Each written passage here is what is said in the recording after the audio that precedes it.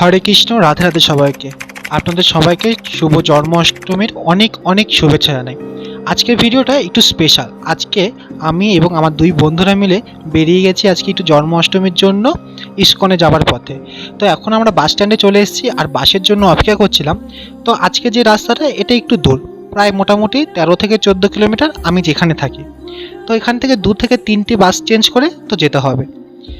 আমি আর আমার বন্ধুরা ওরা সামনের দিকে বসে আছে, আমি একটু পেছনে বসেছি একটু ভিডিও ক্লিপ নেওয়ার জন্য। তো এদিকে দেখুন কি সুন্দর আকাশে মেঘলা আকাশ, এতক্ষণ পরিষ্কারই ছিল আকাশটি, বাট যখনই আমরা বেরোলাম তখন শুরু হয়ে গেল আকাশে পুরো মেঘ। আমি তো ভাবছিলাম মনে মনে আজকে আদৌ যেতে পারবো তো মন্দিরে, কারণ এত মেঘলা আকাশ আর মনে হচ্ছে কিছুক্ষণের মধ্যে বৃষ্টি নামতে পারে। আর আপনারা যারা ব্যাঙ্গালোরে থাকেন তারা তো অবশ্যই জানেন ব্যাঙ্গালোরে আকাশে একটু মেঘ জমা মানে 5 থেকে 10 মিনিটের মধ্যে বৃষ্টি নামা শুরু। কখন যে বৃষ্টি হয় আর কখন রোদ ওঠে এটা বলাই মুশকিল। তো অলরেডি চলে এসছে অনেকটাই, তো আর 1 থেকে 2 কিলোমিটার বাকি রয়েছে। আমি আর বন্ধু ওখান থেকে একটু ভাবলাম হেঁটেই চলে যাওয়া যায়, কারণ বাসের জন্য অপেক্ষা করলে অনেকক্ষণ সময় লেগে যাবে। তো আমি আর বন্ধু মিলে ওর গলা ধরে বেরিয়ে গেছি। আর এই যে আমাদের ম্যাপের দেখার লোক, এই হচ্ছে আমাদের সেই লোকটি যে আমাদের নিয়ে আসে, একটা বন্ধু। আর অনেকক্ষণ হাঁটাহাঁটির পর চলে এসেছি ইস্কন মন্দির। এটা খুব একটা ছোট ইস্কন মন্দির, অতটা বড় না।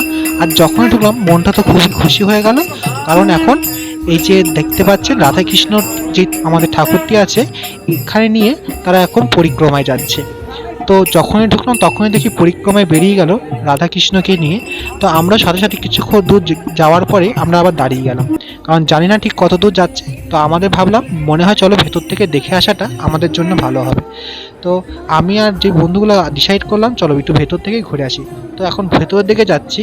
এই মন্দিরটা ভেতরটা খুব ফাঁকা ছিল এবং এত সুন্দরভাবে দর্শন করলাম, অসাধারণ লাগলো। কোনো ভিড় নেই, কারণ সব পরিক্রমে চলে গেছে আর সুন্দর কীর্তনও হচ্ছিল।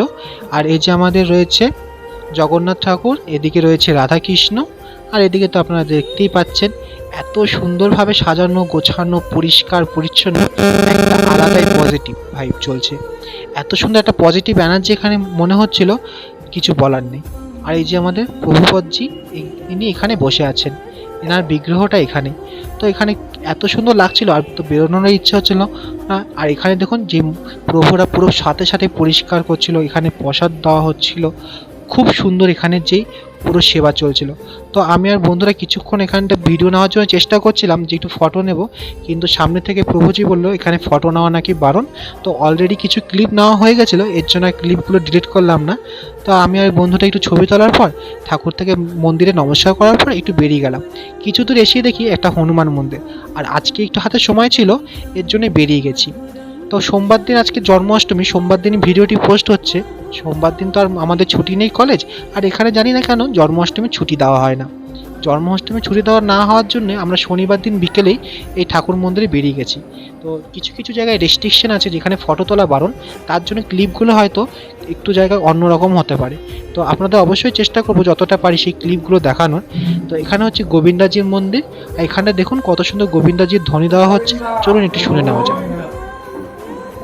আমার এই ব্যাঙ্গালোরে একটা জিনিস আমার খুবই পছন্দ, আপনি যখনই যেই মন্দিরে যান না কেন সবসময় পুরোহিত মশাইরা থাকেন, পণ্ডিতজিরা, যেখানে আপনাকে তাদের চান জল দেওয়া হয় এবং সবসময় আপনি যেই মন্দিরে যাবেন না কেন প্রসাদ দেওয়া হবে।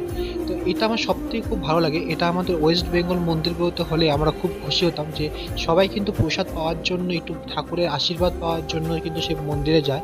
কিন্তু আমরা কোথাও ওয়েস্ট বেঙ্গলে সেরকম প্রসাদ পাইনি, কিন্তু আপনি ব্যাঙ্গালোরে তো সব জায়গায় পাবেন। তো আমরা এখানটা আর একটা ইস্কন মন্দিরে যাওয়ার জন্য ঘুরছিলাম, অনেকক্ষণ 1 থেকে 1.5 ঘন্টা হাঁটাহাঁটির পর এই রাস্তাটি আমরা খুঁজে পাচ্ছি না গুগল ম্যাপ দেখে।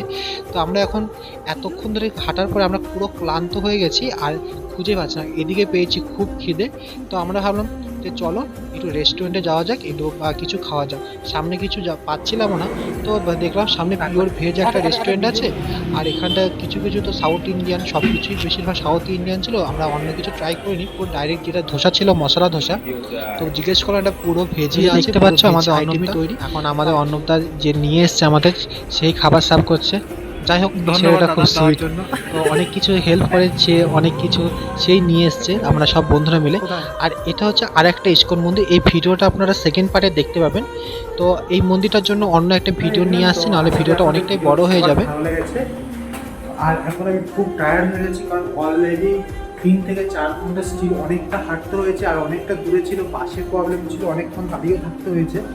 তো ভিডিওটি আমি এখানে শেষ করছি। যদি ভিডিওটি ভালো লাগে অবশ্যই একটি লাইক করবেন এবং কমেন্ট করে জানাবেন ভিডিওটি কেমন লেগেছে।